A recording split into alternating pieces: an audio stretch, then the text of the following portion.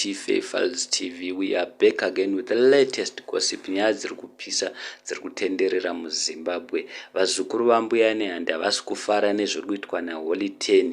Vari kudedzera kuti this time iwe Holy 10 uchafa nenzara muZimbabwe.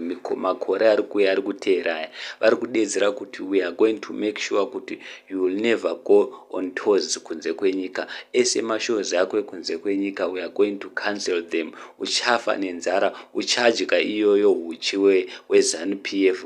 Vari kudedzera kuti chingojoina politiki yeZanupf ka1 usiyane nezvengoma, because zvengoma tichameka sure kuti uchafa nenzara. We will make sure kuti hapana kwaunoperforma kunze kwenyika. Uri kudedzera kuti Zanupf uchi kunani, iwe mfana iwe wakapata. Saka guys, handizivi kuti munoti kudi. Please comment down tiudzewo, because as we all know Holy 10 has been trending for wrong reasons since ever, achisupporta Zanupf, achinyomba wingi D, achidedzera kuti inini handina ndakaforcedwa kuti ndiite ndiimbe nawingi D, ndiyakandiimbisa zvinhu zvanzi. Saka vanhu vadedzera kuti Holy 10 this time uchamama nenzara. We will make sure zviri nani ubva watojoina zvako ka1 politics, joina Zanupf.